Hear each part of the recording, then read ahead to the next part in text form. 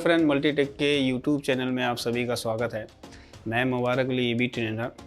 आज का जो हमारा टॉपिक है या इस वीडियो में जो आज हम डिस्कस करेंगे वो साइन वेव मोटर रिवाइंडिंग के बारे में डिस्कस करेंगे।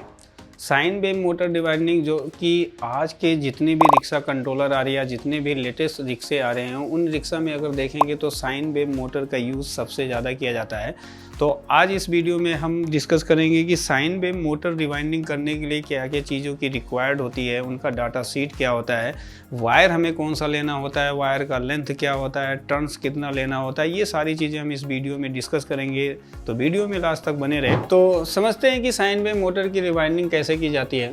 तो सबसे पहले अगर हम समझते हैं कि जो मोटर की रिवाइंडिंग होती है, मोटर को रिवाइंड करने के लिए क्या चीज़ों की ज़रूरत होती है उसके बारे में डिस्कस करते हैं। सबसे पहले हम ये जान लेते हैं कि ये साइन वेव मोटर जितने भी आजकल लेटेस्ट रिक्शा के कंट्रोलर आ रहे हैं उसमें हम देखेंगे तो साइन वेव मोटर का यूज़ सबसे ज़्यादा किया जाता है। फॉर एग्जांपल लेते हैं जैसे महिंद्रा के जितने भी रिक्शा कंट्रोलर आते हैं उसमें साइन वेव मोटर का यूज़ सबसे ज़्यादा किया गया है।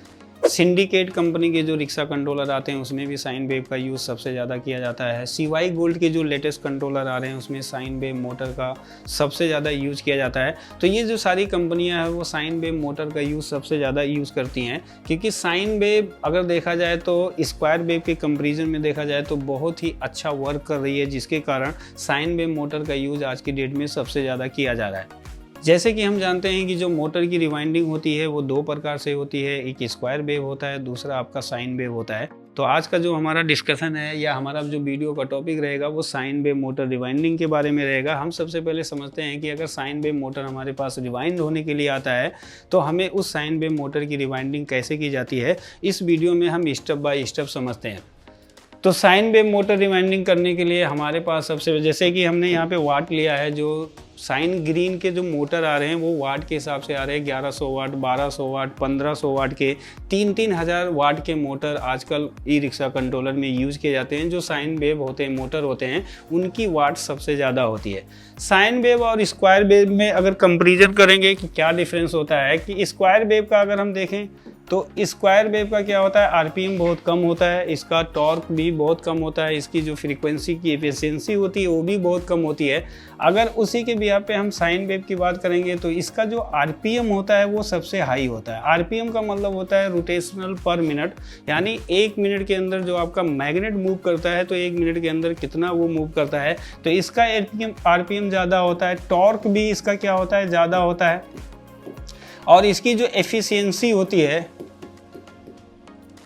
ये भी हमारा ज़्यादा होता है। इसलिए आजकल साइन वेव का यूज़ सबसे ज़्यादा किया जाता है। जितने भी मोटर आ रहे हैं वो आजकल ज़्यादातर साइन वेव मोटर हमें देखने को मिल रहे हैं। तो स्क्वायर वेव का यूज़, स्क्वायर वेव भी मोटर का यूज़ किया जाता है और साइन वेव भी मोटर का यूज़ किया जाता है। अगर स्क्वायर वेव से कंपैरिजन करें तो साइन वेव बहुत ही अच्छा रिस्पॉन्स दे रहा है, बहुत ही अच्छा वर्क कर रहा है। इसका हर चीज़ क्या होता है, ज़्यादा होता है, जिसकी वजह से साइन वेव मोटर का आजकल यूज़ सबसे ज़्यादा किया जाता है।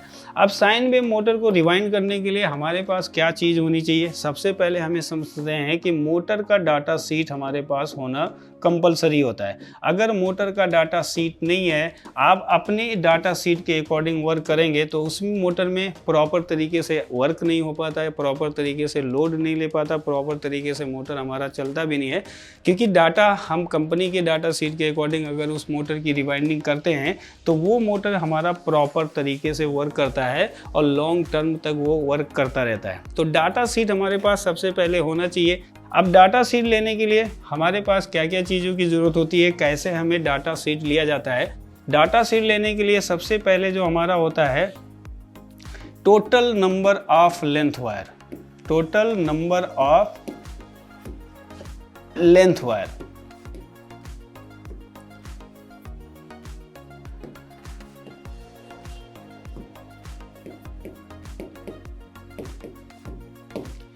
सबसे पहले हमें इसका डाटा शीट पता होना चाहिए कि कंपनी ने टोटल जो नंबर ऑफ लेंथ, यानी जो एक वायर की जो लंबाई होती है उस वायर में कितने वायर उन्होंने ऐड किया या कितने वायर उन्होंने लिया है, सबसे पहले उसका डाटा शीट हमारे पास होना चाहिए, उसका टोटल्स हमारे पास होना चाहिए। हमारे पास जब भी कोई मोटर रिवाइंड होने के लिए आता है तो ज़रूरी नहीं होता है कि उसके सारे वायर ही जल जाएं, उसमें से होते हैं कुछ वायर बचे होते हैं, तो उस वायर के द्वारा हमें इसकी डाटा शीट लेनी होती है, यानी total number of length wire उन्होंने कितना लिया है। देखिए ये जो लेंथ की बात हम कर रहे हैं, वो जो 3 वायर हमारे बनाए जाते हैं, जो 3 वायर का सेट बनाया जाता है, वो उसकी बात की जा रही है कि यहाँ पे जो आपने लंबाई लिया है उस लंबाई में टोटल वायर कितने लिए हैं, क्योंकि इसी वायर से जो ये सेट हमारा बनता है, इसी सेट से हमारे मोटर की लोड कैपेसिटी बढ़ती है, इसी से मोटर क्या होता है कि लोड को उठा सकता है। अगर इस वायर में हम कमी बेसी करेंगे तो लोड से रिलेटेड वहाँ पे प्रॉब्लम देखने को मिलती है, यानी लोड से रिलेटेड वहाँ पे प्रॉब्लम आ जाती है। तो ये चीज़ हमें याद रखना होता है कि जो तीनों का सेट, 3 वायर का सेट लिया गया है, तीनों वायर में कितना उन्होंने टोटल वायर लिया है, इसकी काउंटिंग करके हमें सबसे पहले यहाँ पे निकालना होता है। वैसे स्क्वायर वेव में देखा जाए तो कम लिया जाता है, लेकिन साइन वेव मोटर में अगर देखा जाए, जो साइन वेव मोटर आते हैं उसमें देखा जाता है तो टोटल 24 वायर लिया जाता है, या इससे ज़्यादा भी ले सकते हैं या इससे कम भी ले सकते हैं। लेकिन जो 24 वायर होते हैं, ये 24 वायर जो होते हैं, ये बहुत ही बेस्ट तरीका होता है लोड को उठाने के लिए। अगर इसमें हमने वायर की कमी कर देते हैं तो हमारे लोड में प्रॉब्लम आनी शुरू हो जाती है, यानी गाड़ी लोड नहीं उठाती। अगर हम इसको डिक्रीज करते जाएं, मान लेते हैं कि 22 ले लिया हमने, 20 ले लिया, 18 ले लिया, तो वो गाड़ी, मोटर तो आपका प्रॉपर वर्क करेगा, लेकिन मोटर आपकी क्या होगी, लोड नहीं उठा पाएगी। जैसे ही लोड उस पर दिया जाएगा तो मोटर आपका जाम हो जाएगा, मोटर वर्क नहीं करता है। तो ये इसमें जो साइन वेव में डाटा शीट लिया जाता है, टोटल 24 लिया जाता है। अब इसको बढ़ा के भी ले सकते हैं, आप 26 भी ले सकते हैं, लेकिन जो एग्जैक्ट लिया जाता है वो टोटल 24 लिया जाता है। तो पहला चीज़ हमारा क्या होता है कि 24 हमें total wire, length of wire हमें पता होना चाहिए कि 24 नंबर होता है। दूसरा जो हमारा डाटा शीट होता है, टर्न्स ऑफ टोटल वायर,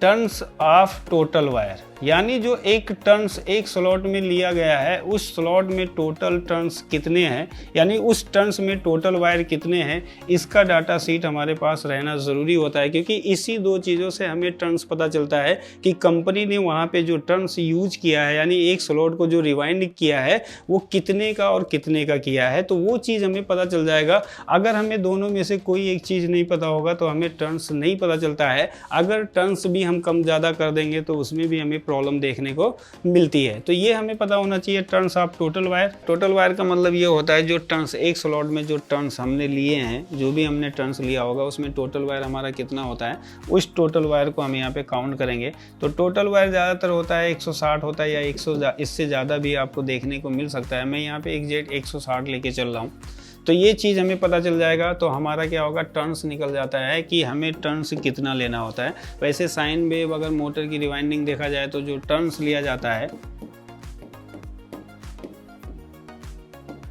वो 6 और 5 का टर्न्स लिया जाता है। 6-5 के टर्न से रिवाइंड करने से क्या होता है कि वो मोटर जो होती है प्रॉपर लोड उठाती है और प्रॉपर माइलेज भी देती है, जिससे हमारा मोटर प्रॉपर तरीके से वर्क करता है। उसमें बैटरी के डिस्चार्जिंग में कोई प्रॉब्लम देखने को नहीं मिलती है, और लोड कैपेसिटी भी हमें प्रॉपर देखने को मिलती है। लोड में भी हमें कोई भी प्रॉब्लम देखने को नहीं मिलता है। अब सवाल आता है कि हमें वायर कौन सा यूज़ किया जाता है। वैसे जो मोटर में वायर यूज़ किया जाता है, वायर नंबर अगर देखा जाए तो वो 24 नंबर वायर का यूज़ किया जाता है। अब वायर को हमें नापना कैसे होता है, इसके लिए एक गेज आता है, उस गेज से भी हम इसको नाप सकते हैं, और इसके लिए डिजिटल मल्टीमीटर भी आता है। उस मल्टीमीटर में एक वायर को कट करके लगा देने से भी हमें नंबर पता चल जाता है कि जो वायर का नंबर होता है वो कितना होता है। मोस्टली जो इंडिया में यूज किया जाता है वो 24 नंबर वायर यूज किया जाता है, लेकिन अभी 25 नंबर वायर का भी यूज होना शुरू हो गया है। लेकिन मोस्टली अभी हम यूज करते हैं वो 24 नंबर वायर यूज़ करते हैं। ये बहुत अच्छा होता है, लोड कैपेसिटी के मामले में बहुत ही अच्छा होता है, और मोटर प्रॉपर तरीके से वर्क करता है। तो वायर का जो नंबर होना चाहिए वो आपका 24 नंबर होता है। उसके बाद हमें जो 5 नंबर है हमारा इंसुलेशन पेपर। इंसुलेशन पेपर का मतलब होता है कि जब हम किसी भी मोटर को रिवाइंड करते हैं तो स्लॉट के बीच में इंसुलेशन पेपर का यूज किया जाता है। इंसुलेशन पेपर क्या होता है कि वायर को बॉडी से टच होने से बचाता है, यानी शॉर्टिंग से बचाता है। तो इंसुलेशन पेपर का भी यूज किया जाता है। इंसुलेशन पेपर में अगर हम 7 mm पेपर का यूज़ करते हैं, ये बहुत ही बेस्ट पेपर होता है। इस पेपर का यूज़ करते हैं तो मोस्टली क्या होता है कि शॉर्टिंग नहीं आता है। शॉर्टिंग मतलब शॉर्टिंग में क्या होता है, ये जल्दी हमारा पेपर जो होता है ये बर्न नहीं होता है, और इसका यही काम होता है कि स्लॉट और वायर के बीच में इसको लगाया जाता है, जिससे क्या होता है कि वायर बॉडी से टच ना हो। तो इंसुलेशन पेपर का भी जो यूज़ करते हैं वो 7 mm पेपर का यूज़ किया जाता है। ठीक है। तो यही सारी चीज़ें हमें याद रखनी होती है जब भी हमें मोटर की रिवाइंडिंग करनी होती है, साइन वेव हो या स्क्वायर वेव मोटर की रिवाइंडिंग करनी है, तो ये सारी चीज़ों का होना कंपलसरी होता है, जिससे हम एक मोटर को प्रॉपर तरीके से रिवाइंड करके उसको ऑपरेट कर सकते हैं। हमें नंबर ऑफ वायर पता होना चाहिए, टोटल वायर पता होना चाहिए, टर्न्स पता होना चाहिए, वायर नंबर कौन सा यूज़ कर रहे हैं ये पता होना चाहिए, इंसुलेशन पेपर कितने mm का यूज़ करेंगे। अगर ये सारी चीज़ें हमारे पास है, ये हमारा डाटा शीट है, और ये डाटा शीट हम निकालते कैसे हैं, जो मोटर हमारे पास रिवाइंडिंग होने के लिए आता है तो वहाँ पे कटिंग करके हमें इसकी डाटा शीट को निकाल के हम उसके टर्न्स को पता कर लेते हैं। लेकिन हमने यहाँ पे लिया है जो 1100 या 1200 वाट के जो मोटर आते हैं, उसमें मोस्टली जो टर्न्स का यूज़ किया जाता है वो 6-5 का ही यूज़ किया जाता है, इसीलिए जो हमने टर्न्स लिया है यहाँ पे 6-5 का लिया है। अब यहाँ पे रिवाइंडिंग जो आपकी स्टार्ट होती है, रिवाइंडिंग आपको कैसे करना होता है साइन वेव मोटर में, तो इसमें देखेंगे तो क्लॉक, एंटी क्लॉक और क्लॉकवाइज, हमें दोनों साइड से इसको रिवाइंड करना पड़ता है, तब जाके मोटर हमारा वर्क करेगा। अगर हमने एंटी क्लॉक और क्लॉकवाइज में से अगर चेंजिंग कर देंगे, यानी मोटर को प्रॉपर तरीके से इस बिहाफ पे नहीं वर्क कराएंगे, ना रिवाइंडिंग करेंगे, तो मोटर हमारा वर्क नहीं करता है। तो रिवाइंडिंग का जो स्टार्टअप होता है वो हमारा एंटी क्लॉक होता है और क्लॉकवाइज हमारा चलता है। एक बार एंटी क्लॉक जाता है, एक बार क्लॉकवाइज जाता है। इस तरीके से हमें स्लॉट को टर्न्स करना होता है, यानी रिवाइंड करना होता है। अब रिवाइंड करने के लिए जब भी हम फर्स्ट वायर को इन करते हैं, तो फर्स्ट वायर जब भी हमारा इन होता है तो फर्स्ट 2 स्लॉट को एंटी और क्लॉकवाइज हमें रिवाइंड करना होता है।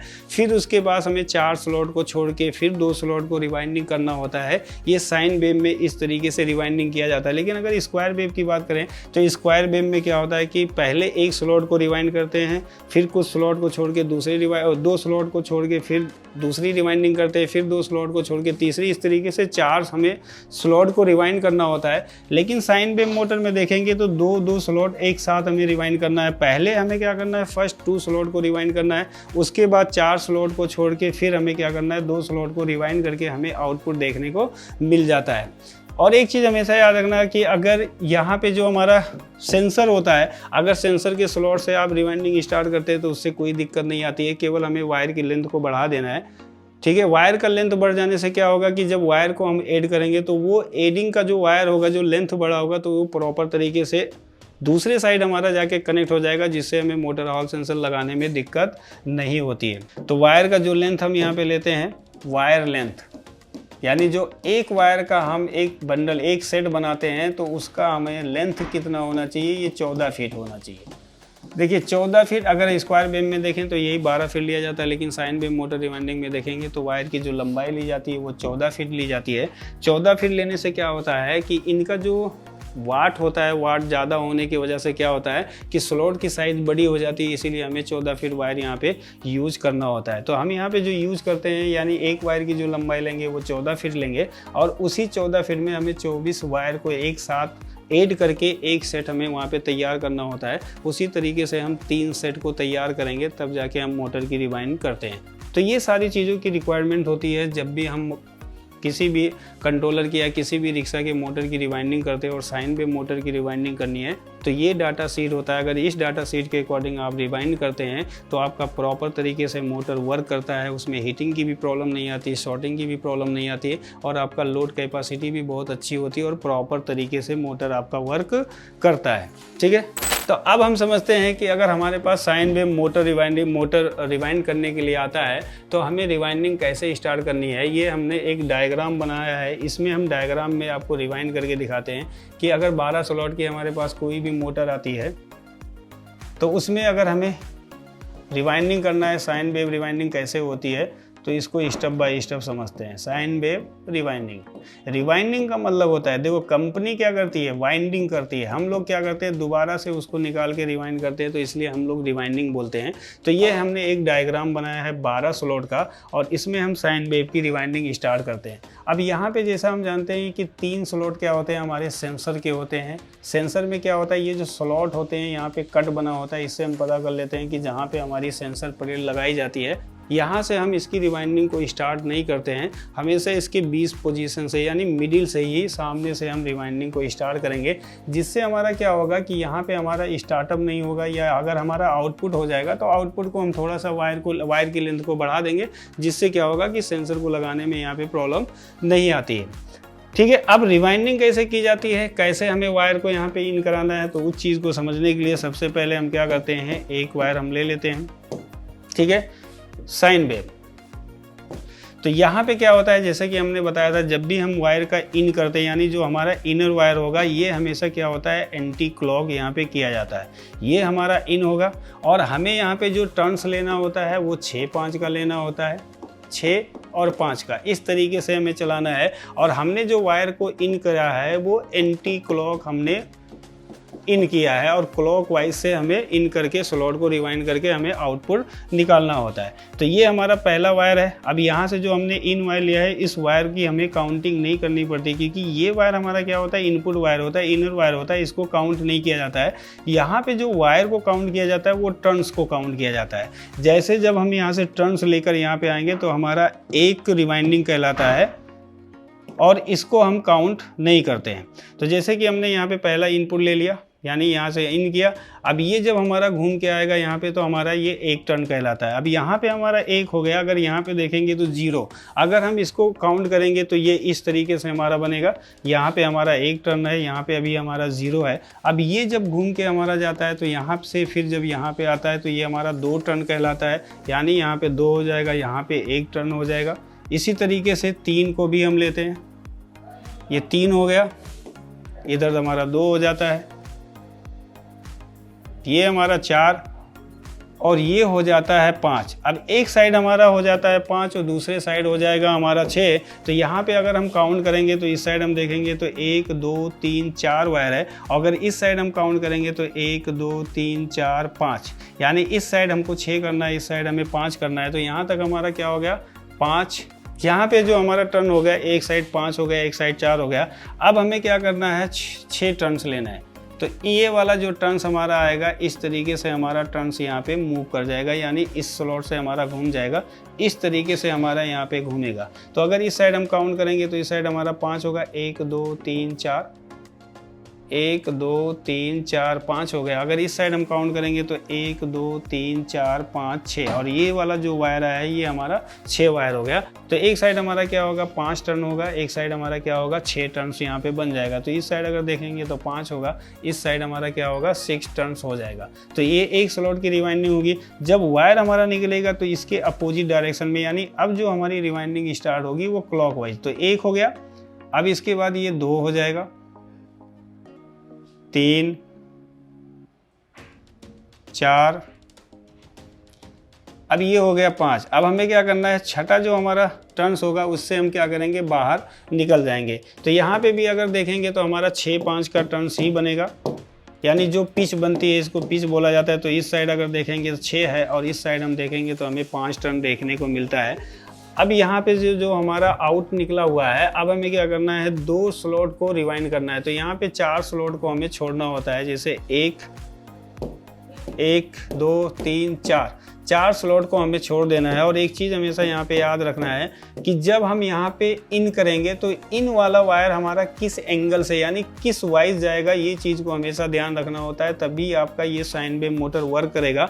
अगर आपने यहाँ पे उल्टा कर दिया, यहाँ पे आपने सही किया, इधर अगर आप उल्टा कर देंगे तो मोटर आपका वर्क नहीं करेगा। मोटर आपका जैसे ही सप्लाई देंगे, मोटर आपका गर्म होना स्टार्ट हो जाएगा। अब ये हमारा वाला है, तो ये हमारा हो जाएगा इस तरीके से, यहाँ पे इन करेगा। अब यहाँ पे अगर हम देखेंगे तो हमारा जो इन हुआ है इस तरीके से, ये यहाँ से निकला, यहाँ पे आया, और यहाँ से होते हुए इस तरीके से इन किया है यहाँ पे। अब हमें क्या करना है, सेम रिवाइंडिंग करनी है, इसको भी 5 का टर्न्स लेना है। तो 1 हो गया हमारा, 2 3 4, अब ये हो गया 5, एक साइड हमारा 5 हो गया। अब ये जो वायर आएगा तो हमारा वायर इस तरीके से घूम जाएगा यहाँ पे। तो इस तरीके से टर्न्स होगा, 2 3 4, अब ये हो गया 5। अब हमें क्या करना है, जो छठा टर्न्स होगा ये हमारा क्या निकल जाएगा, आउट निकल जाएगा। तो ये हमारा पहला आउटपुट यहाँ पे देखने को मिल जाता है इस तरीके से। अब यहाँ पे भी अगर हम देखेंगे, एक बार हम यहाँ पे रिवाइज कर देते हैं कि हमने यहाँ पे वायर को इन कैसे किया। ये हमारा क्या था, इनर वायर था, इन, इसको हम बोलेंगे इन वायर, ठीक है। तो यहाँ से जो हमने वायर को इन किया था वो एंटी क्लॉक हमने इन किया था और एंटी क्लॉक रिवाइंड किया था। फिर उसके बाद हमने क्या किया था, क्लॉकवाइज इसको रिवाइंड किया था और यहाँ से हमारा आउट निकला था।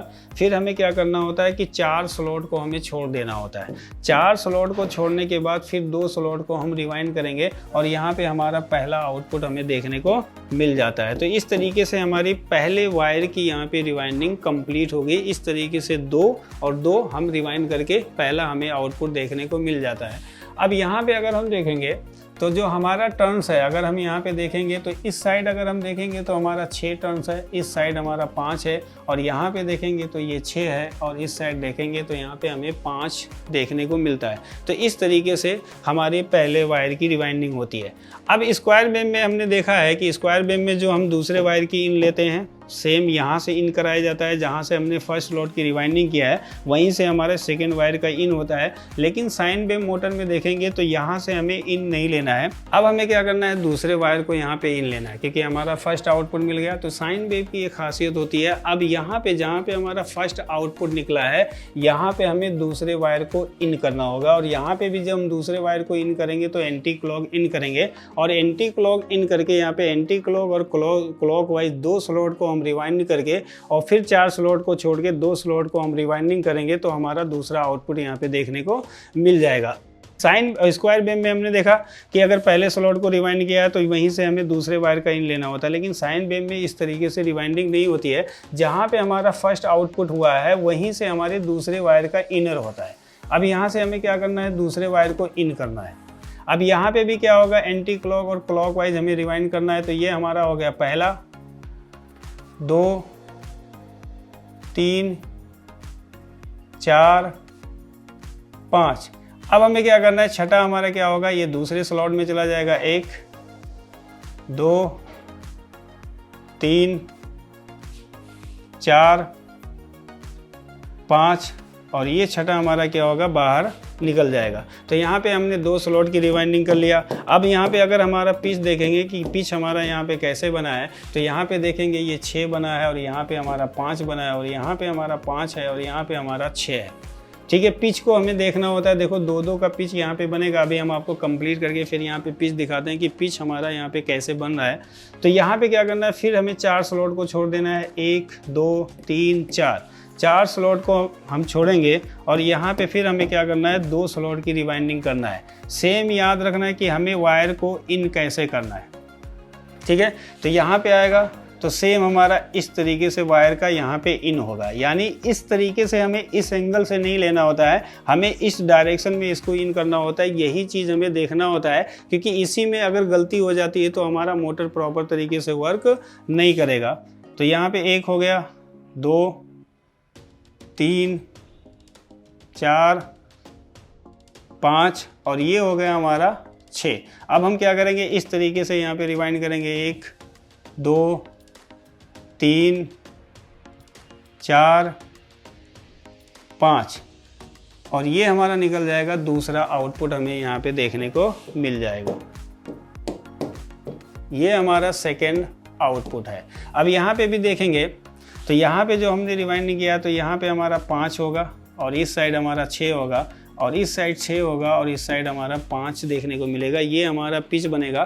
5, 5, 6, 6 का पिच यहाँ पे देखने को मिलता है, ठीक है। तो ये 2 वायर की रिवाइंडिंग हमने कर दिया है। अब हमें तीसरे वायर को इन कराना है। अब सेम तीसरी वायर की जो रिवाइंडिंग होगी सेम होगी, क्योंकि यहाँ पे हमारा ये सेकेंड आउटपुट है तो हमें यहाँ पे थर्ड वायर को इनपुट कराना होता है।